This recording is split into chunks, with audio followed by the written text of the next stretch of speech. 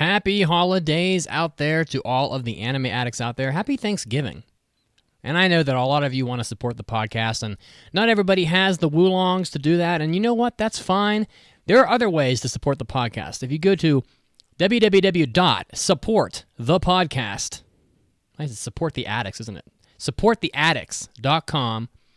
You will be taken to our website. Scroll down a little bit to the latest episode's description and click the link for Amazon at the top. It'll take you to Amazon. Anything you buy on Amazon within 24 hours of clicking that link will give the podcast a royalty. Just a nice, easy way for you to support the podcast without actually having to spend those woolongs.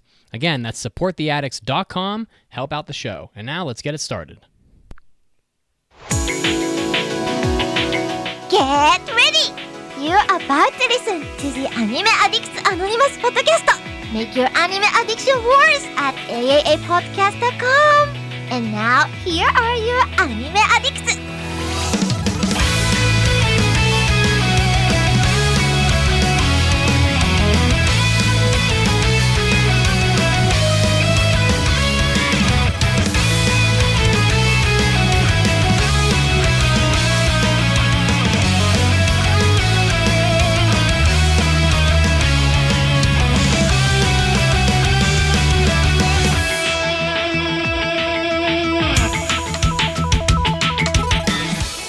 Hello, everybody, and welcome to episode 653 of the Anime Addicts Anonymous Podcast, the only podcast out there, I've been told, that makes your anime addiction worse. My name is Mason, and I am your eloquent host today. With me are my two very good friends, the impossibly sweet in tooth and demeanor, Caroline. How's it going?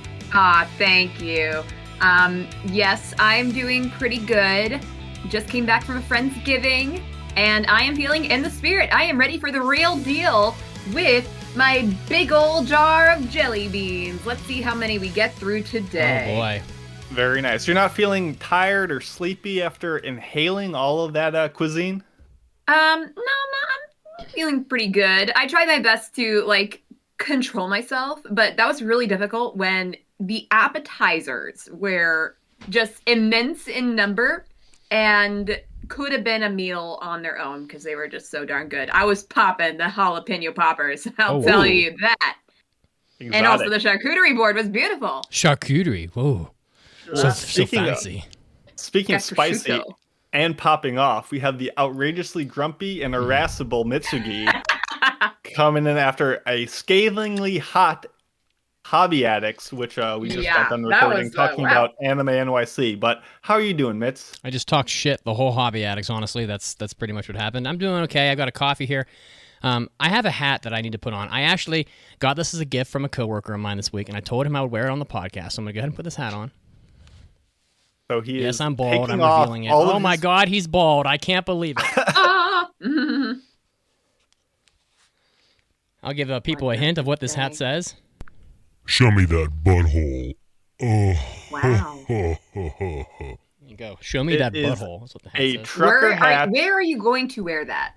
I'm going to wear it on the road. 10-4, good buddy. GDO, great driver in Izuka now. Gave up on the teacher thing. You know what I'm saying? It is a trucker hat with the sticker still on the brim that, as hinted, says, show me that butthole. Show me that butthole. Yeah. Show me that butthole. So funny story. I actually left this hat in a bathroom at my company, trying to exit it out of the building at about 5:30 on Wednesday, and realized at about 7:30 that I didn't have the hat, and I was like, "Oh God, where's the hat?"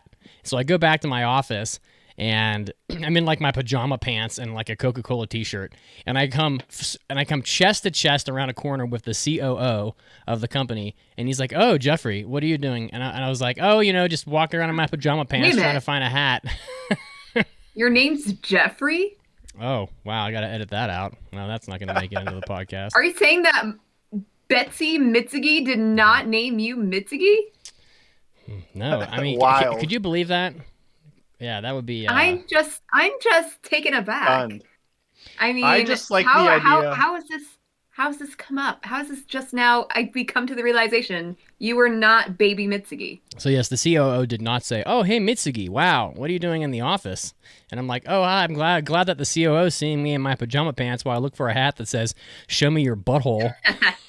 The vice president of finance found the hat and put it in his office, and I was told that they found it very amusing. So, but hey, I'm glad to be here. We're gonna fuck shit up today, and yeah, let's fucking do it. This is already a shit show. Are you feeling a little bit better after inhaling your beef stew or soup or whatever you had? Honestly, I feel better just seeing your bright smile, Caroline. Now that we're all on camera, really, Thank you. Yeah. Even after you just shit on my favorite show in the Hobby Addicts. And Mason's just beautiful deltoids and chest, and I'm sure the décolletage would be off the hook if he wasn't wearing that shirt. If you guys go to www.aaapodcast.com/join and give enough money, Mason will take it off, baby. Yeah, he will take it off. The décolletage will be out for all to see. I'm going to stop now. Mason? When are we going to set up the podcast OnlyFans? Between your thighs and that Sailor Scout uniform and my deltoids, you might have something going. Yeah. But all I can think of right now is people finding this hat strewn, laying about at your company workplace, and they're like, man, if only there was some hair on it that we could have evidence, but there's no hair in sight, and they can't trace it to you. It's the perfect crime. That said, if you're not tuned off by now, we do talk about anime, and we are going to do that on this podcast. But first, we need to announce some results from a couple weeks back where we proclaimed our presidential intentions of running, and we had you, the listeners, vote for which one of us you would select. So, the results of that are in. I am not expecting to be voted in. Maybe as vice president, but... So, with the second place number of vice president votes and the second most president votes, oh my god, aka the winner of absolutely nothing, is me. Right. You're vice president? I'm nothing. Oh, I came second place in both, which means I win nothing. Oh, now I get it. I got confused there. I don't know. I'm gonna be like the governmental janitor or something. So you know what? I think me and Mitsuki are like the two top Democrat, or like the Democrats and the Republicans. We're not literally, but the two top parties. You are an independent runner. You got some great ideas, but you don't have the backing. It was. I put up a good effort, but I was too neutral. I think I didn't have a strong enough stance to sway the voters. So my you coffee you cup, are a perfect. winner, though. You are a winner in that you do not have to be embroiled in the corrupt and awful world of politics, anime politics. All right, I know I won because Raggedy Doctor went around and got half his hospital to vote for me. So, yeah, I feel like that's not fair. Well, I can't do anything about it, Caroline. I don't care enough. I can announce that out of all of the fraudulent votes, 100% of them went towards the Mitts. I'm sure that they did. 25 votes we had to throw out because they voted. Is that it? Mitts for yeah, it wasn't too many. Out of like about 300 results, only 25 isn't terrible. But with the third most amount of presidential votes, but the most amount of vice president votes, your vice president is Caroline. Wow, I was right on the nose. Nobody wanted me as president, but I think they just want me as a backup. You're here basically to say, Mitts, shut the fuck up. Stick to the teleprompter, Mitts. Yeah, that's just how it is. Stick to the He's got to keep him in line. He's off teleprompter again. He's gone rogue.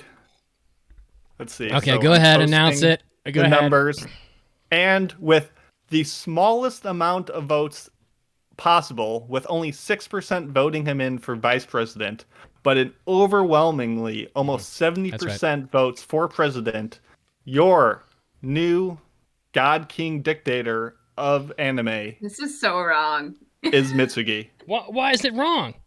Because you're Pope and president, apparently. Yeah, well, I mean, that's pretty much how... Oh, wait, the children. They love it. I am omnipotent. I am both the Pope. I am both the Pope and the President. I'm here to conquer you and your life. Shit. Mitsuki got 73.6% 1% of the president votes. Bring the thunder, baby. You That promise can't be, a cat that girl cannot be harem. accurate. Cat girl There has harem. to be fraudulent votes People in there. want to fuck cat girls. It's true. This- We've all been twisted and perverted. Listen, after 2, 3, 4, 5, 10 years of watching anime, you are not the same person. You have seen so many erotic cat girls, elf girls, animal girl tits, cow girls, fucking just every B-star bunny girls, whatever.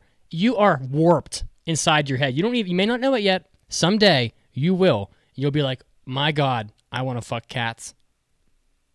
But let me And say that's the this. bottom line. I feel like the president needs to be the representative of the people, and nobody is as jaded and crotchety of an anime fan than Mitsugi. There's hardly anyone left. They've all left the fandom. Boy. So how is it that he's the representative when I feel like he is just from a bygone era? I don't know, but Whereas I feel like who have seen barely any anime compared to the other two, she's challenging I the feel results like- of the election, Mason. She is. You are banned Take from a Twitter. man to a You're rape banned- I and you're a- want banned to from Twitter. challenge them too, but these numbers don't lie, and these numbers are with all the fraudulent votes thrown out. So this is true, Cat girl, and ass. sometimes the people are just wrong. But hey, is what it is. If you want to get in on all these fun events, make sure you join the Discord. We are actually running a Secret Santa that Caroline is putting together. Yes! The deadline for those entries is December 11th. So if you want to participate, get in the Discord. So much stuff is happening. Do it there.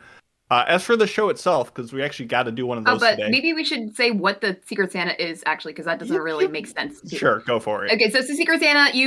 When you enter, you are basically going to give an anime recommendation to somebody as a Secret Santa. So that's the gift. It's an anime recommendation. We will send out your anime lists and your preferences and whatever, and we will arrange it all. So yeah, it's on Discord. That's all. Thank you. So in this episode today, our main topic is a return to anime and food pairings, because the last one was a bunch of fun. We have anime Thanksgiving dishes. I'll be doing a movie review of The Dare King and Unexplored Pictures, and then we will be doing a group review of the very interesting Birdie Wing show. So with this long intro out of the way, with Mako coming by to say hi to the Twitch chat. Oh, look at him. Hello. Look, and behind the scenes. This is why you got to watch live on Twitch. We stream live. I love how he has a lazy eye. He's amazing. He's most beautiful and yet just like just Dirty. pure chaos incarnate. This fucking cat. You want big news, Mason? I would love it. おー、大ニュースです。It's time for big news of the week. All right. Well, let me get started as the shit talking train just rolls right on, complete with an obscene trucker hat, as One Piece Red film is utterly smothered by Dragon Ball superhero in the North American market. What is this? Oh, Mason posting the results. Yeah. So One Piece has posted a total of $9.3 million of sales in theaters in both the United States and Mexico. Box Office Mojo never seems to report Canada. I don't know. Canada must not have movie theaters, or I don't know, enough of them, or they don't report. I don't know, but they never have the result. Maybe they're part of the French postings. One Piece Red did around $9 million the first week. Which, I mean, it's not terrible. It's an anime movie. But Dragon Ball Super did $25 million in the same market. So, again, just talking some shit. What's your point? What's your point, though? My point is the same point it was from the very beginning, is that outside of Japan, Dragon Ball dominates One Piece in every single market. But internationally, worldwide, One Piece is still way ahead of the game. No, it's not. One Yes, Piece. it is. I'm saying outside of Japan, One Piece is far behind Dragon Ball, as far as influence, notoriety, popularity. So comparing Japan openings, it's 5 million in Japan for Dragon Ball Super and 17 million for One Piece Film Red. So you're saying it's much bigger in Japan. I Much get that bigger, by 10 million. But I think it's One actually Piece- more than that. If you look at the entire run, One Piece is actually way further ahead than 10 million in Japan. But yes, Sure. Yep. But the difference worldwide Yep. between Dragon Ball and One Piece is like 80 million. So even counting for the 10 million of Japan, you still have 70 million worldwide that is covering that slack. I can't speak to how much of the world, like pretty much One Piece did like 80% of that movie's revenue in Japan. So it's just not a very diversified like fan base. I feel like I feel like it should be common knowledge at this point that One Piece is the biggest thing in Japan, and outside of Japan, people don't care very much.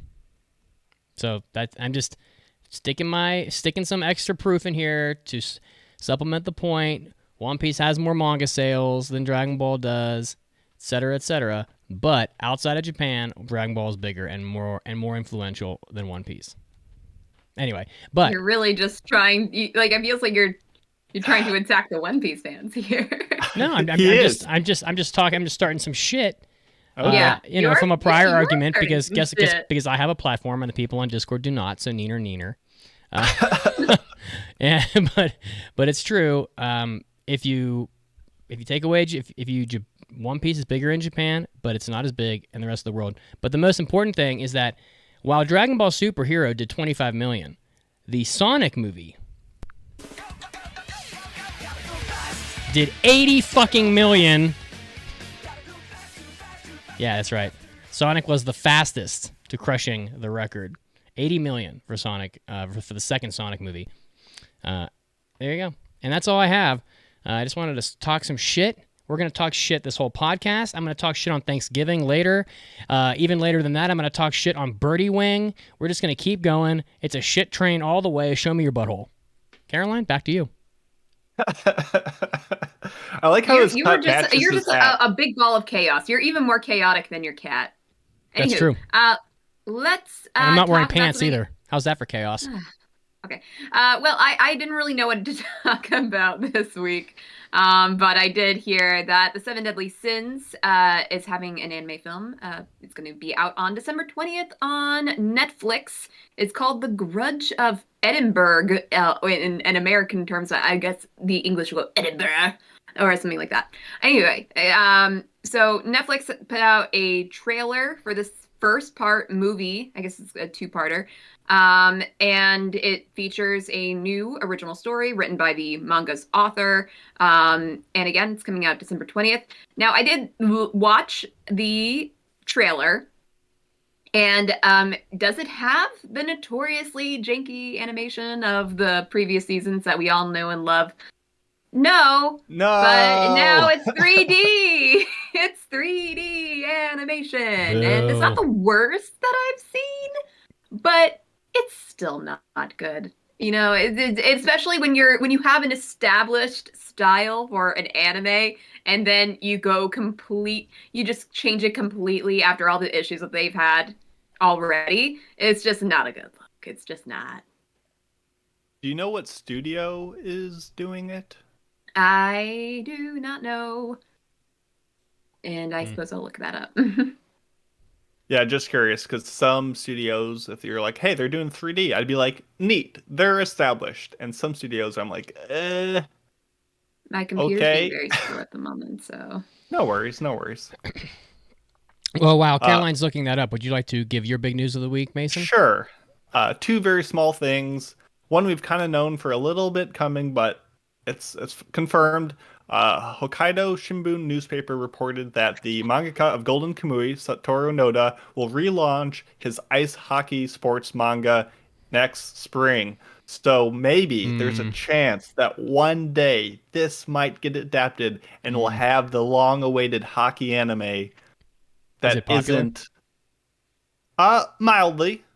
I mean, It was his debut manga. It's the classic figure skater that gets roped into being an ice hockey player, but it's pretty authentic. I've read like a volume of it, and just the era of hockey that it portrays, from the pads they wear and the style of play, is what I grew up with that hockey. So it's very nostalgic, and I could talk for hours about, these lacing on the straps of the goalie equipment. It's all pretty realistic, so I'm excited. It's got potential, and boy, do I hope it gets adapted. Let me ask you a question.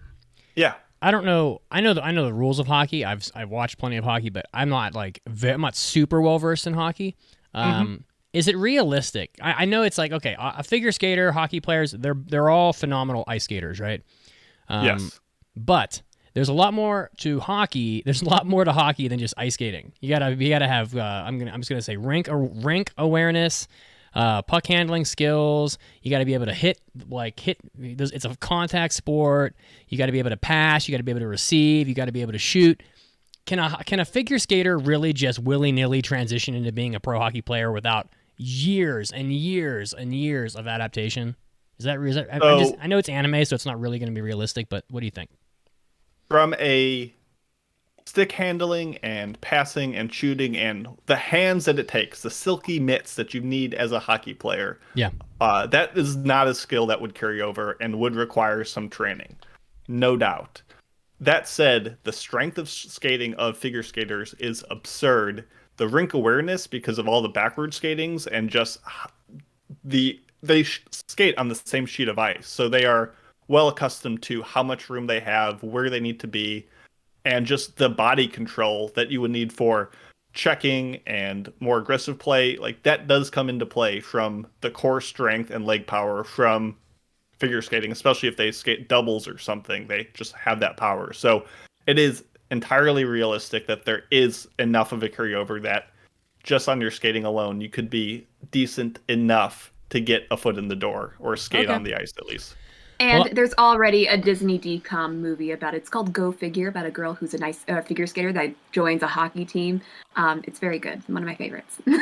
There you go. And with the Yuri on Ice craze from 2016, hopefully this gets a second look. So there's that. Is this manga featuring a female or male cast? It is a male cast.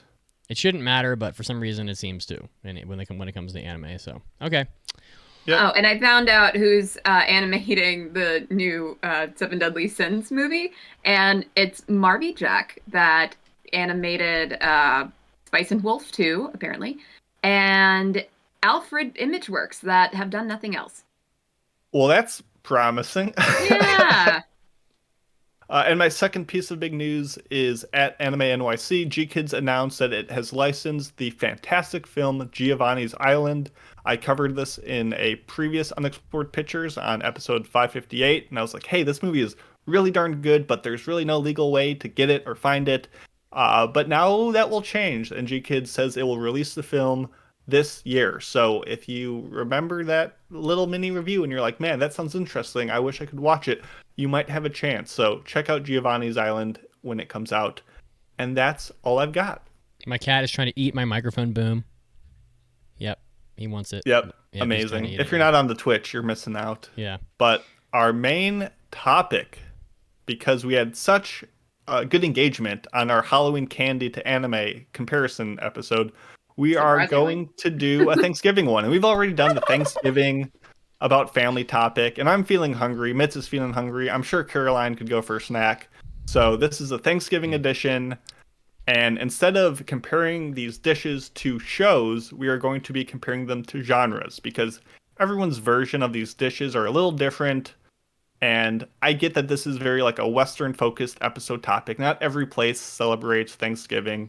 But I want to start off asking you guys, what are your general thoughts on the Thanksgiving meal? The spirit of Thanksgiving, of like being with your family, it's good. The food itself at Thanksgiving is not good. Is it just because you have bad cooks in your family? We don't have bad cooks. In fact, we're very much an Italian family, so sometimes there's like an Italian dish or two in there as well, which is always, no one's ever going to complain about meatballs and stuff like that. But personally, I just don't think the Thanksgiving food is very like, for example, turkey is like a D tier meat. Like, people don't eat turkey generally unless it's Thanksgiving. I love a turkey sandwich. We'll get to the dishes later. But Caroline, the spirit of Thanksgiving is great. Gotcha. What's your opinion on Thanksgiving, both the spirit and the meal itself? Love Thanksgiving. One of my favorite holidays, of course. Though actually my family has more of a we do get together on Thanksgiving, but more of the family gets together on Black Friday, actually. Not for shopping, but we play soccer, and we eat pizza, and we watch some like family videos and that kind of stuff. So that is actually the day after Thanksgiving actually trumps the real Thanksgiving, but they're still both good. Oh. And if you subscribe to our Hobby Addicts, you usually get to hear the annual tales that Caroline tells of her soccer exploits and the intense that will be rivalries. next weekend, so stay tuned for that. And yeah, and like in the food itself, I agree that turkey is bland, but it's more of a boat for the gravy that you put in your mouth because you love gravy. Well, we will get to it. We will get to it. Also, mashed potatoes, fave. Bread, also good. That extends to Save your stuffing. takes. Save your takes. And then, we'll get Yeah, into she's just all letting this. she's just but you blowing have her to hear load. my thoughts on Thanksgiving Just food. generally the meal. Do you like it or do you not like it? Okay. Well, that you get the point then. Gotcha. We'll get to it. We'll get to it. As for me, I'm torn because Thanksgiving, the meal is great. I love it. It's one of my favorites. But just like anime, I like the collection of all the food, but individually, I don't like anything all that much. So let's get into it. So I've arranged 10 main big stunners of the typical Thanksgiving dinner, and I made a list of like 14 or so genres of anime, and we will say what we think each genre is for each dish, and you can play along at voteanime.life, the same site that you voted on for president. You can go there and play along and vote your favorite genre for each dish and give us your reasons why. So it'll make sense as we get going. And first off, we have to start with the big boy, turkey. What genre of anime best represents turkey? Mitz, you want to start us off? At first, I had shonen because I feel like shonen is the staple anime. Like probably half of all anime viewership just watches shonen stuff. All the most popular anime and all the big money makers, they're all shonen. But then I've said, no, you know what? I'll save shonen for something else. So turkey is just a shitty meat. I mean, it's not good. There's like a million meats that are better. Chicken is better for sure. Beef is better. Pork is better. I'd almost rather even eat fish than turkey. So I put horror for turkey. It's just, turkey is just any food that you have to like add gravy to make it something you'd want to eat. It's just not good. You shouldn't have to add gravy to turkey to make turkey good. Otherwise, it would, if you just eat turkey just sliced, it's just tasteless. Sometimes it's dry. I don't know. It's not really my thing. So I put horror because turkey's just scary. Just scary stuff. Honestly. And plus, you're gonna you're gonna stick your hands in its ass to get stuffing up there. I mean, come on now. It's like a horror show making the damn turkey. Says the guy with the hat that says, "Show me your butthole." Show me your butthole. No, really. Caroline? Okay. Well, following that, with reasoning kind of similar to Mitsugi, yeah, I'm not hating on turkey. Like, I do like turkey in general. But yeah, it can be a little bit bland, especially if you're not seasoning it right. And so I like but turkey is still kind of good to me. But in that sense, it being just a little bit not all that special, I chose slice of life. Like, you can like slice of life, but it can be a little bit bland sometimes, a little slow. It's like not something that you go out and you see like, oh shoot, I really want to get to the next episode of the Slice of Life show. You just watch it because it's there. So and also with Slice of Life, it can be really jazzed up by a good secondary genre, which I'll get to later with the gravy, because you put something on top of the turkey to spice it up a bit. You can put something on top of the Slice of Life to make it a little bit something extra. So we'll get to that later. But yeah, Slice of Life turkey. For turkey, I went with an odd choice here. I went with fantasy. Because the turkey is just a big, flavorless hunk of meat. And it really is a magical fantasy experience. That's something that a big stick of meat is just not good. Like it should be a stunner. And yes, it is a cornerstone of the meal, and it is impressive visually seeing it all in its glory, but no one is excited to keep on eating it. No, it And sucks. so many of these fantasy shows come out and you get drawn in by the appeal and the magic and the world, and you realize that it's kind of boring. Like there's not much here beyond that first impression. So fantasy, it's a big genre, but it just doesn't do much for me. And that's the same with turkey. Though I do agree with Caroline that the day after, some turkey mayo sandwiches are pretty choice. So Yeah, the funny thing pretty is good. about turkey is that like if you tell anybody like, oh, turkey, not good, like, ugh, not good, the response will be, oh, you just don't know how to cook the turkey. You have to like go brine it out in your garage for 4 days in like a barrel, or like fry it in peanut oil or some shit. I'm like, if I have to literally go through a Herculean effort to prepare this fucking turkey to make it good, then it's not good. If I have to spend 30 hours preparing this turkey, then it isn't good. It should be a food that is good right out of, like bacon. I buy it, I put it in the oven, it comes out, it's amazing. I don't have to do shit to it. Fucking phenomenal. Turkey is like, turkey is going to be bad either way. Why bother? Just eat it raw. That's what I do. I have to paint the ceiling of the Sistine Chapel on my back in order to make this turkey Amazing. not taste like shit. It's not good. So that like reasoning people give is dumb. Like, fine, go do all that stuff. Wonderful. But, whatever. You're not even now your turkey tastes like peanuts or whatever the fuck. So, what's next, Mason? Okay, we can wrap up this turkey talk. Don't eat Just raw go. turkey. And meanwhile, we just all just glossed over the fact that Mason said he would eat a turkey raw. So I said don't do it. I said don't do Ugh. it. Mashed potatoes. We'll start with Caroline this time. as a side to my slice of life, I chose drama for mashed potatoes because I don't know, like I this one I didn't really have as eloquent of an answer as I did for slice of life, because it also kind of relates to what I put in for the gravy, which I will get to next. But yes, I chose drama because it's it's a cornerstone of anime. Sometimes dramas can be not as the most interesting thing if they're not written correctly. So if the mashed potatoes are not seasoned, if they're a little lumpy, but then you can get some freaking amazing mashed potatoes, and then you get your good dramas. So yeah, that's what I put. I agree with Caroline on this one. Mashed potatoes are like drama. They are basic. Almost everything at its core is a drama in some way. And it's just a building block. It doesn't do much on its own, but it is the glue that holds a bunch of shows together. And that's what the mashed potato is. It's dependable. Put it on your plate. You know what you're getting. And it kind of goes well with everything else. And it's a good safe bet. So that's what drama is.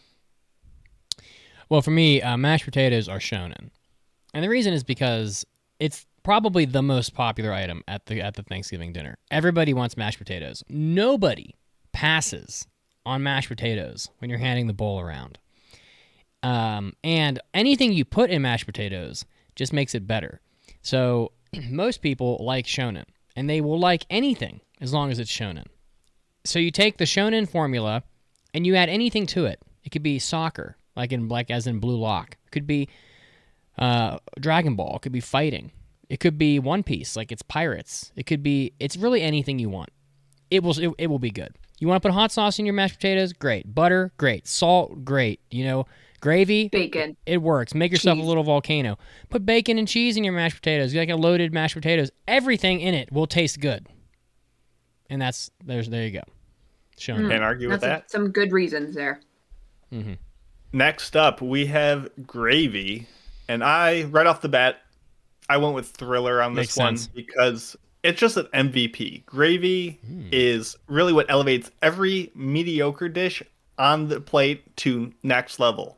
And shows could always use a bit more Thriller because we don't get enough of it, and it's just always fun to have. So Thriller is just one of my favorite genres, and I put that shit on everything.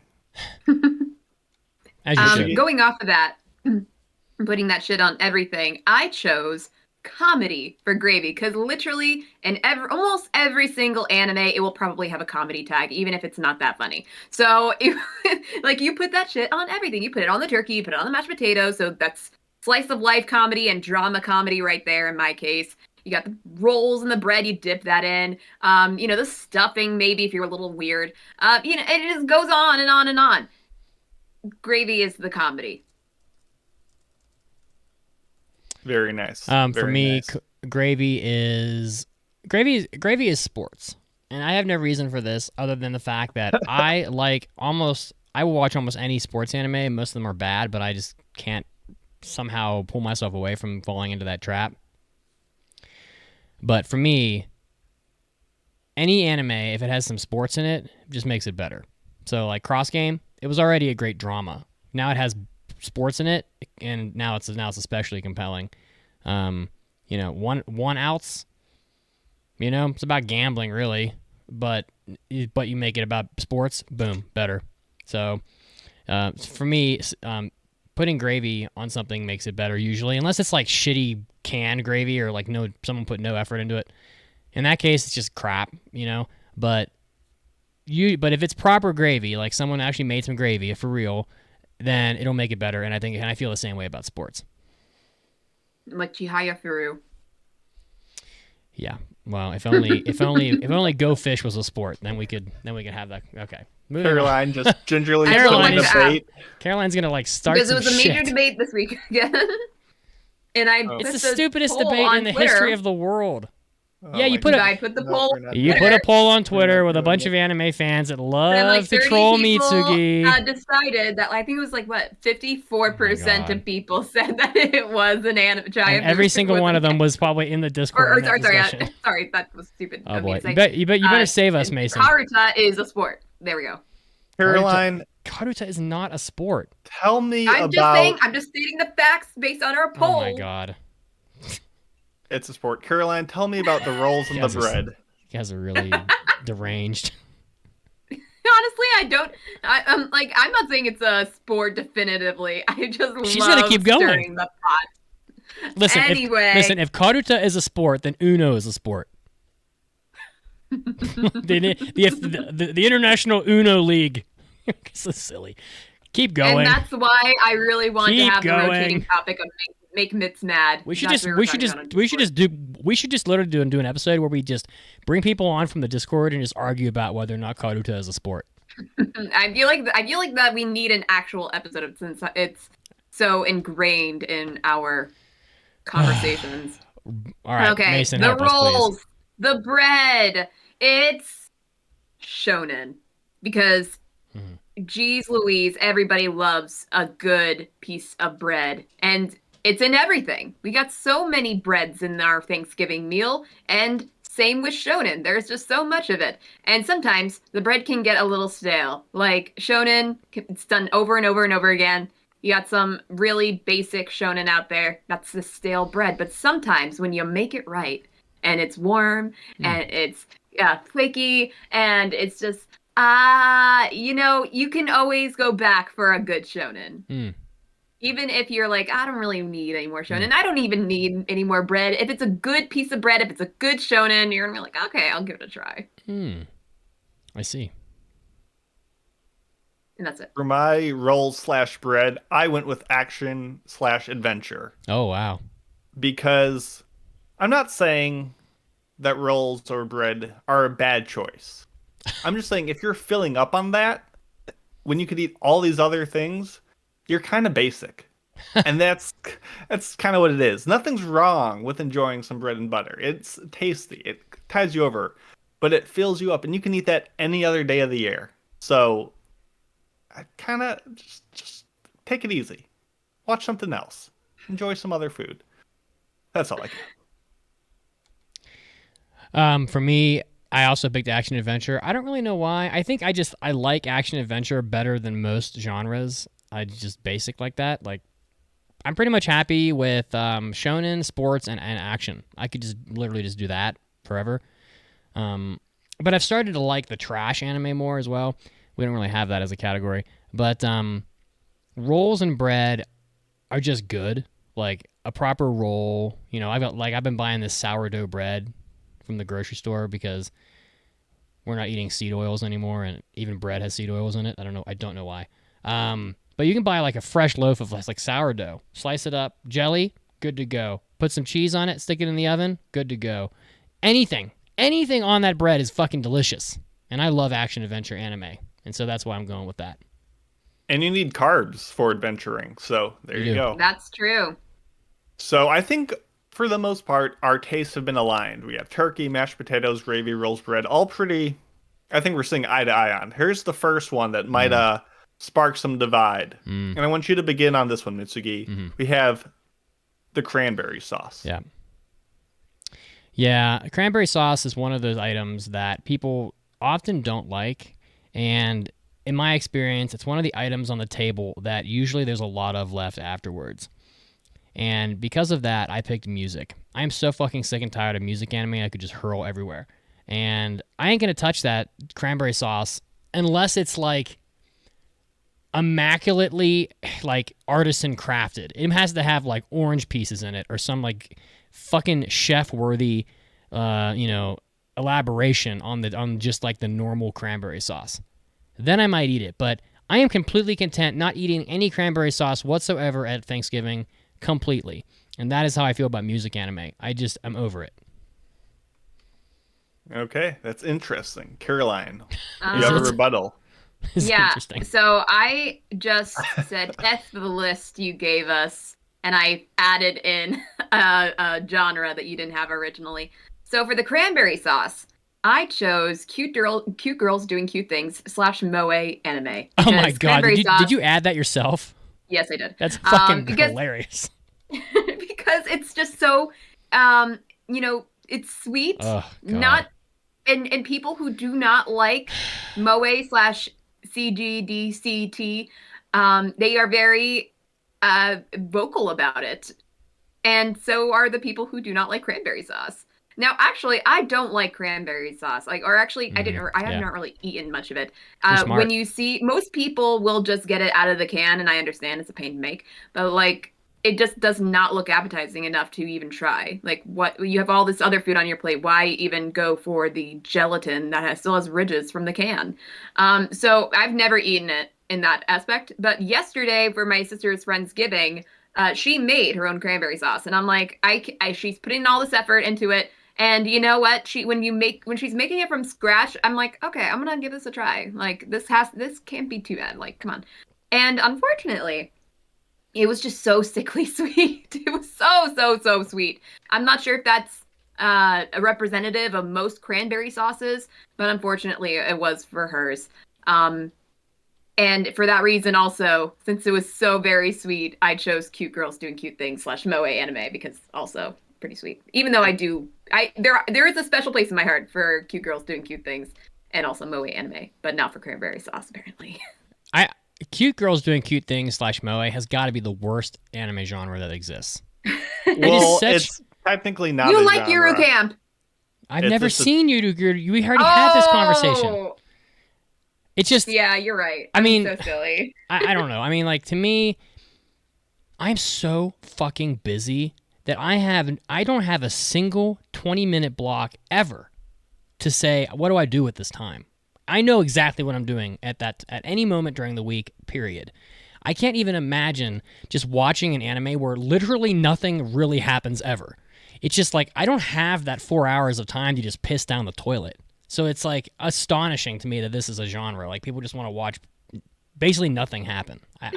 It's technically not a genre, but well, it's just wild to me. Well, it depends on who you ask.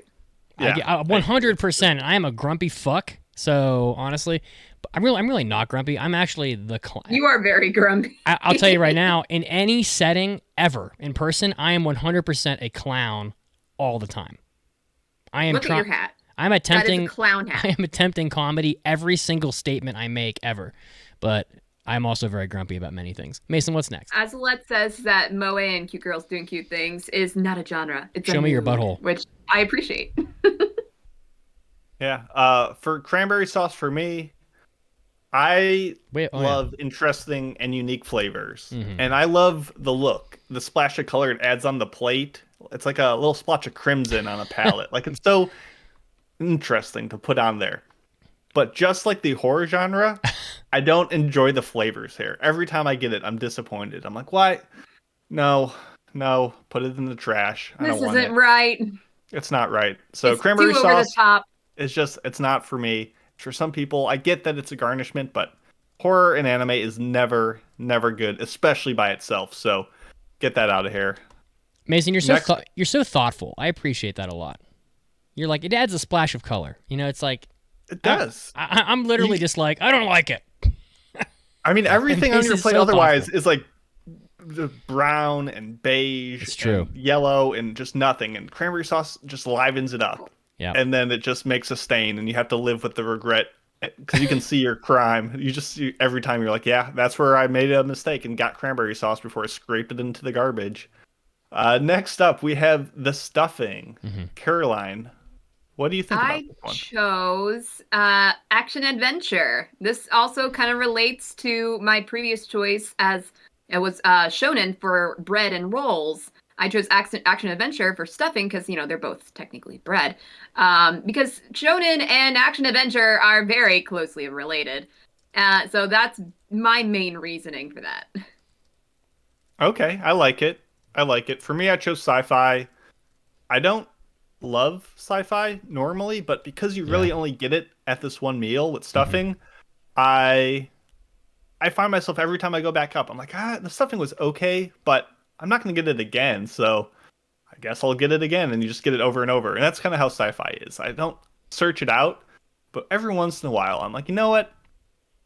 Let's go for it. Let's see what it has to offer. So that's my pick. Mitsugi?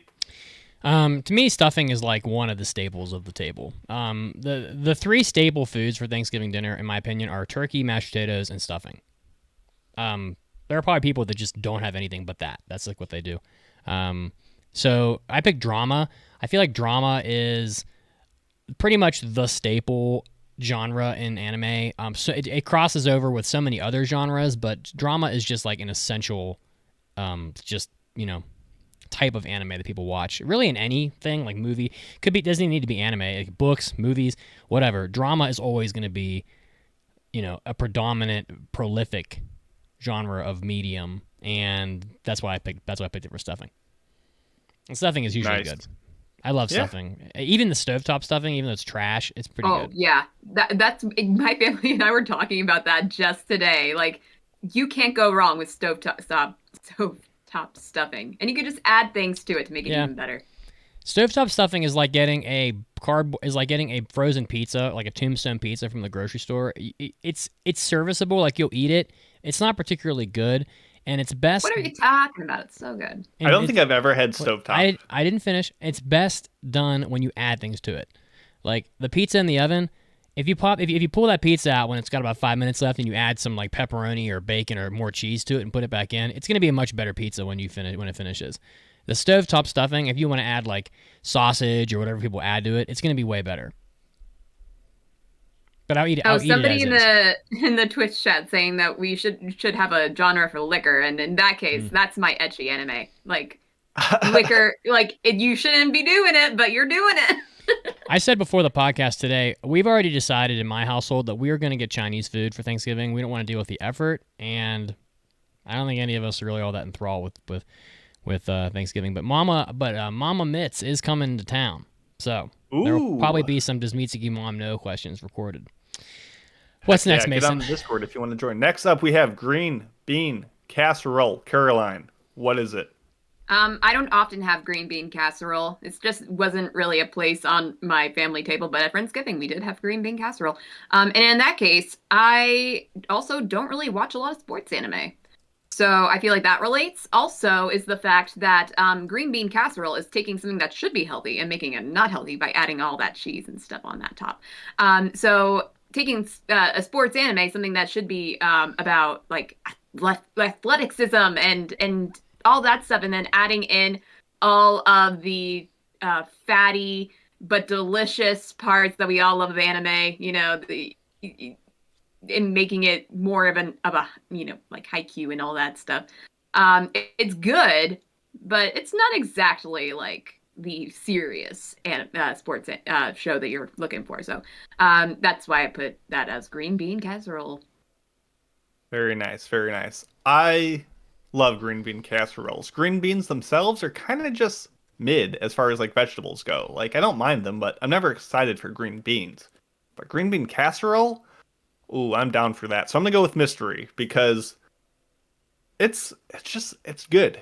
It's good in the occasional times where it's done right, and especially when you have some drama touching it or some thriller running over. Ooh, that's some good GBC if you know what I'm talking about. Mm. So I could go for some of that. And you feel healthy. It's the illusion. And then you mysteriously gain weight the next day and you're like, how did this happen? I ate green beans. But you were betrayed. Mitsugi? I picked fantasy. I don't really have a reason. I don't know. I just I like fantasy anime, and I like green bean casserole. So There you go. Very Facts. nice. Facts. Do you have a reason for what you picked for sweet potatoes? I picked mecha. So sweet potatoes to me is a little like the cranberry sauce. I like it better, but it's an item on the table that you can just leave there. Like you can live without it. Personally. So out of all the things you have on this list, Mason, the two items that people are probably going to pass on, if they had to leave two items without, if they had to not have two of these, I think predominantly you're going to find that cranberry sauce and sweet potatoes are the top two that get left on the table. No one is going to leave anything relating to the last two that we haven't covered yet. And so I picked mecha. I like mecha, but people don't anymore. It's just not interesting for people. And so, I don't know. You can live without it. It exists, but you don't need it. Nice. Caroline? Sweet Um, potatoes? I couldn't really think of like a clear answer for this one. Just put down music. You know, sweet potatoes. They're light, sweet, obviously. And so are often music anime. And then again, people don't really, as Mitsuki said, sweet potatoes are not exactly the high ranker on the list of Yeah. meals you want or foods that you want to have on your plate. Not a ton of people will go to war for music anime. I mean, they might for like K-On! Or something like that, but there are not many. Yeah, I'd fight for that. Speaking of K-On! For sweet potatoes, I chose Slice of Life. It's a dish not for everyone, but I enjoyed. It's warm, it's comfortable, but if you make it too sweet, you make it too moe, you put marshmallows on it, I'm out. I'm out. It's a delicate balance, and it's easy to go overboard with making them too sweet. So that's Slice of Life for me. Next, we have macaroni and cheese. I'll take this one first. Romance. It's good, but you get it all the time. It's predictable. It's cheesy. It's anime. Like you're not gonna go wrong with it, but it's tried out. It's like action adventure. It's played out. You know what you're getting, and you're kind of basic if you get this on Thanksgiving. Though you're still gonna have a good time.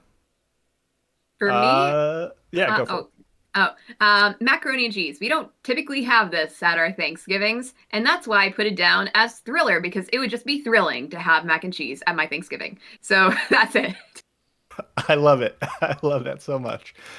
Mitts, mac and cheese. Lay it on us. I'm going with ecchi. To me, mac and The cheese is sexiest meal it's sexy, on the table. it's decadent. You know, it's what is the word? It's provocative. Even like it's like mac and cheese. Like everyone fucking loves mac and cheese. It's like one of those. Mac and cheese is probably up there with pizza as like America's favorite foods. Pancake, it's definitely her favorite food. So she has to rate the mac and cheese everywhere she goes. And so, and ecchi is like, I mean, it's just, for a lot of people, it just makes things like sexier and like tastier. I don't know. It's like you can be watching some anime that doesn't need to have ecchi in it, and then there's like a, a low cut, an anime chick with a low cut shirt on. Oh, it just makes everything better. Trust me, Dress Up Darling is not the anime that is not the popular anime it was without all that fucking fan service in it. It isn't. And so that's mac and cheese. Dress Up Darling is mac and cheese. It is. Mitsuki gets turned on by mac and cheese. And people, confirmed. people would love to see Marin covered in mac and cheese. Dress Up Darling, yeah. good, confirmed. And finally, gotta have dessert. I know there's lots to choose from, but we had to go with the big staple, pumpkin pie. Caroline, what do you got for us? Again, I was not entirely certain on what to choose for this one. But I chose fantasy because I mean, you gotta have it. Like there's just so much fantasy in anime. and it could be like from isekai to actual real fantasy. It's always at the table, and you just it's just such a nice thing to add on top of everything else that you've eaten. Just after a Thanksgiving meal, you always have to go for the pumpkin pie, and it's just like a good, it's wind down with some fantasy, and it just takes you the nice flavors of pumpkin pie takes you on a trip to another world, I suppose. Indeed. Pumpkin pie is delicious, and it is one of the best pies out there. And I think that if you were to have a vote off for favorite pies, pumpkin pie will be in the top 3 probably. But for me, I was very kindergartenish with my choice here. I just picked slice of life because you're gonna have a slice of pie, and a slice of life. I don't fucking know. Nice. Eat your fucking pie. Eat your pie. It's delicious. So pumpkin pie for me is a lot like why Mitsugi chose sports for gravy. It's good. If it's a sports show, if it's a pumpkin pie, I'll eat it. If it's a cheap $3 from your local grocery market that's been frozen, I'll still eat it because it's pumpkin pie. I'm not going to pass that up. And if it's super cream of the crop, decadent, amazing pumpkin pie, it's still pumpkin pie. I'm still going to eat it. Like, you just can't go wrong. I love me some sports. I love me some pumpkin pie. Yeah. That's all there is to it. So, according to a huge poll that was done on Yahoo Sports, the third most favorite pie in the United States is apple pie, which I think is shocking. I would have said that would be the first one. Second place is pumpkin pie. And first place, and I can't understand why, cherry pie is the most popular pie. And I'm like, what? No, thank you. There's a map here, and most of the Midwest, from Oklahoma clear over to West Virginia, all picked cherry pie. Like, I'd eat cherry pie. I'm not saying I would not, but I didn't imagine that being first place. If anything, I would think if pumpkin pie and apple pie were not first place, it would be blueberry pie. Love blueberry pie. Maybe we just have a lot of Warrant fans in America. Yeah, not very many states picked apple, and that's shocking. So, yeah, pretty disappointed by that. But what is your guys' favorite item on the Thanksgiving table? And we'll wrap this up.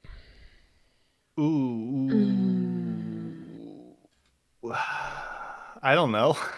Maybe mashed potatoes. It's a collection. I mix it all together. I'm a heathen. It all touches one another. It's all one collective Thanksgiving goop. That's what I want. There are people that are the opposite of you, Mason, where they have to have their foods not touching, and Thanksgiving is torment for them because it's like they have so many fucking items, and it's like there's never enough room. People are just piling their shit like on top of other things, but for me, pumpkin pie is probably the best thing from Thanksgiving. I think pumpkin pie is very special, especially with some with whipped cream on top, because whipped cream is probably the most delicious thing in this world. I love me some Ready Whip shots. It's fucking just take it right pop to the can open, yeah, just take it to mainline it directly. What are your opinions on Cool Whip? Good. It's fine. I don't can live without put it on pie as much, but it's fine. It's fine. Reminder, you yourself, listener, can join in on the fun. Go to voteanime.life where you can make your own list of Thanksgiving to genre stuff, just as we have done, and we look forward to seeing your results, and we'll see if we find anything interesting about it. And that is our main topic. I hope you had fun. Caroline. Happy Thanksgiving, everyone. Yeah, let's get to our weekly trivia question. What are the 3 clubs that Eve uses at the beginning of Birdie Wing? Because, she only knows how to use 3, apparently. And we'll get to the answer after the news break. Whoop, whoop.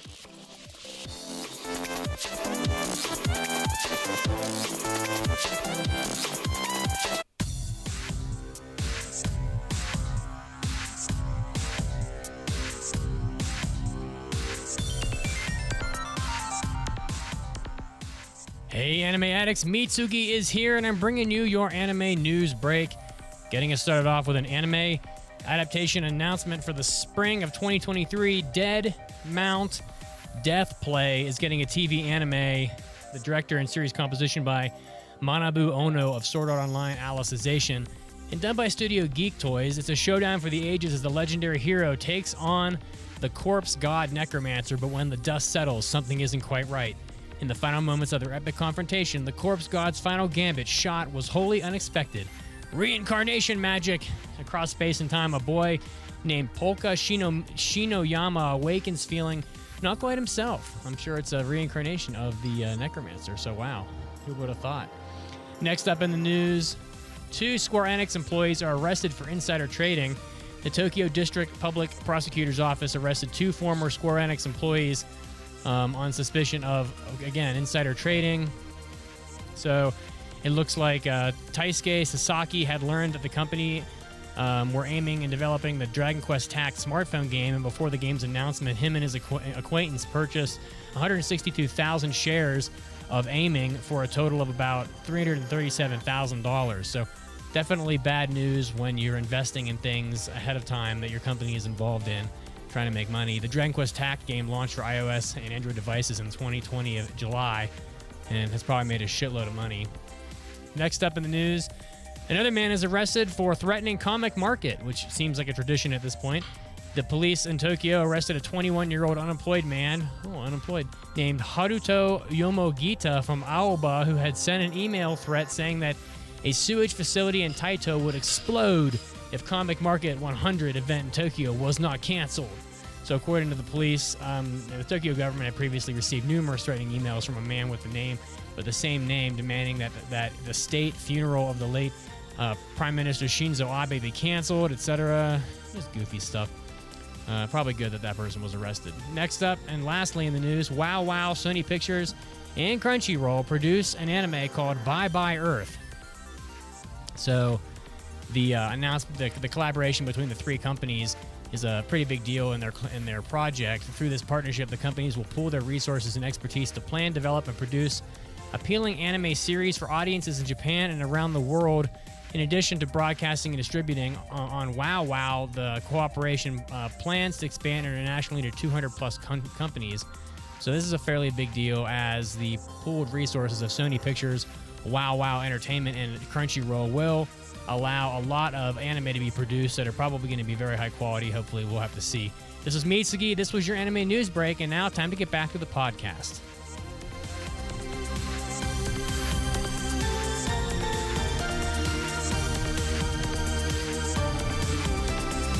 What in the anime hell is this? The podcast is launching an Amazon affiliates page. This better not be some scam. This is the Pope. Yo, Pope. This is Anime Satan. What's this I hear about an Amazon affiliates page? Oh, hey, Mr. S. Well, when people buy things off Amazon, if they use these links, the podcast receives earnings. It might help us fund our podcast merchandise store, buy Caroline jelly beans, or even Conquer the world? Yeah, something like that. Well, can I buy Moe Girl anime figures for my secret collection?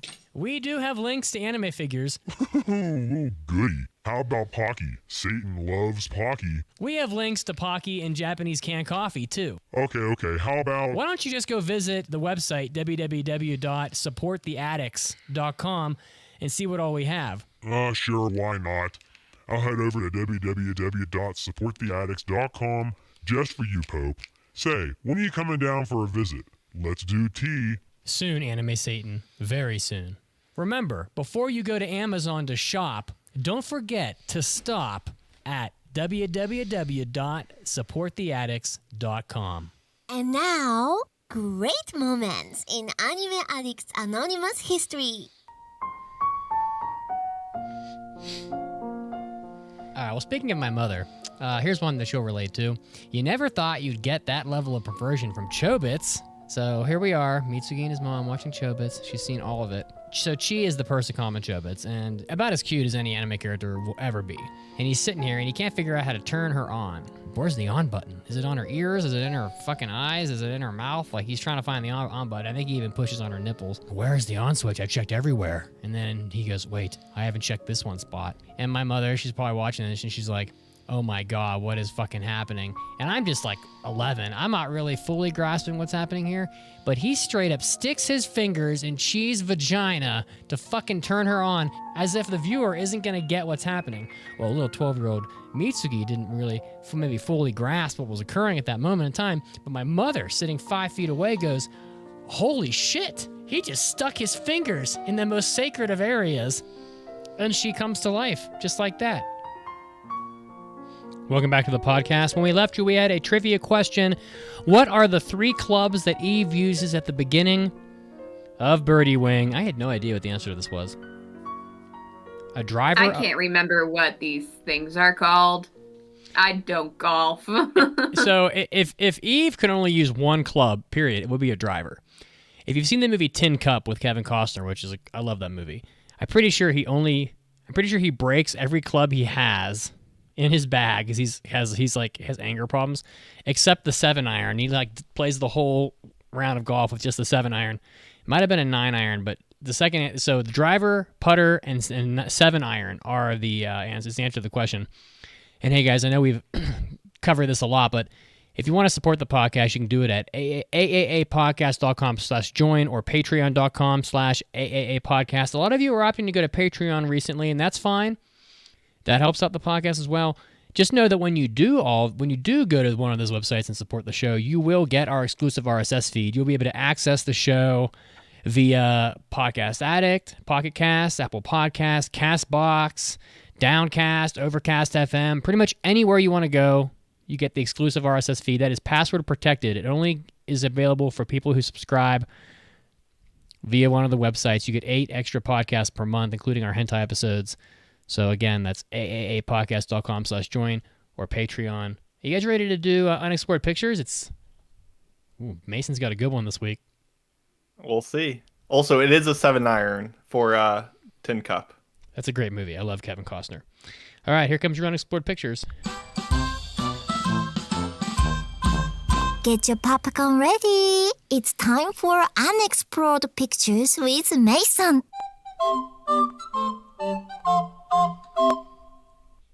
So good. So good.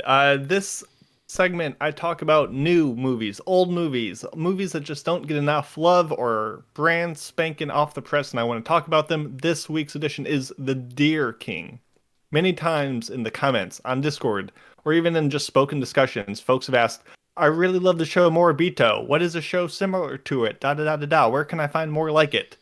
And Moribito is written by the PhD ethnologist Nahoko Uehashe, and it's very difficult to find a show comparable to Moribito because it just has a flavoring you don't really find elsewhere. And up until now, the only other work of hers that has been adapted is 2009's The Beast Player Aaron, which, while not abysmal, is simply not as strong of a work and does not have 50 episodes worth of good ideas, which makes it feel really dragged out and almost painful over its runtime. So, where else are you going to turn? Well, nowhere until 2022's The Deer King, which is a new adaptation of her latest series, which is once again done by Production IG and directed by 2 ex-Ghibli greats. You have Masahashi Ando and Masayuki Miyagi. So the question going into this movie is, will this 2-hour runtime be similarly boring and a slog like Beast Player?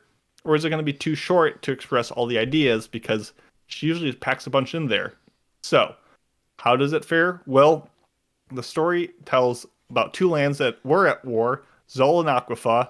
Zol wins the war and controls pretty much all the lands and people, but they're kind of held back by this deadly disease that is taking them over. And this disease is literally these shadowy black-purple wolves that bite into people and just rip their guts out. And it's pretty cool. But thanks to this disease, our main character, this burly former Aquifa soldier named Vaughn, escapes from his cell, assists a small girl named Yuna, and they travel the lands trying to find just peace, a good place that they can just hole up and live their lives. But they might have some special powers, which means both people on both sides are going to be looking for them. And that's kind of the setup of 2 people go on an adventure sort of thing. And at its best, this movie looks phenomenal. There are some gorgeous cuts. It looks so smooth. And when the soundtrack kicks in, it is at its best. It just looks and sounds spectacular and is worth watching just for that alone. And the themes of this range from kind of 2 sides of a coin. You have these grand, ambitious setup of pandemic regulations, religious zealotry, and political posturing, but you also have the human side, the more grounded and personable of found family, shared humanity, and these intimate character moments. But the problem with this movie at its core is that the movie tries to split its time between these two things, and it underserves both because both are passable, but it's just too short of a movie to do everything it wants to do, and it's too long as is. The characters are just stagnant and simple, and the political warfare that it spends all this time establishing kind of just gets brushed aside by the end. And while this isn't bad, it is really just shown because it is so much like its influences, most notably Princess Mononoke, and to see a movie that is about the same length, where one is just so much stronger in all avenues than the other, it really makes it fall flat. And comparing it to Moribito is kind of rough because it really is just a gender-swapped version of Balsa and Chagam, and just makes them way more dumbed down. A lot of the characters just seem copy and pasted from that as well. So it's an all right movie, but it just falls really short in the comparisons. And despite its like cutesy child character, funny mount, and just like a pretty solid dub, like you can't really watch this with kids because there are some bloody, gruesome cuts in it. So I didn't dislike this movie, and it has a really good production values. And I would only have to lightly recommend it to people who want Ghibli. Just they want another hit of that Ghibli drug, that good old cocaine. But it has been diluted with a cutting agent, and it's not the same. It doesn't hit as well. So The Deer King, it's passable, it's fine, but as a solid, immersive, groundbreaking watch that I was hoping, it doesn't hold a candle to other stuff. So it's okay at best. Womp womp. Womp womp. All right, thank you, Mason. No very average review for the Shikaol. Yeah, it could have been something special. It just, I don't know. It wasn't set up for success, but it looks really good and it sounds really good. So, well, speaking of special, we have some great mailbags. It's time for an almighty anime mailbag. Anime.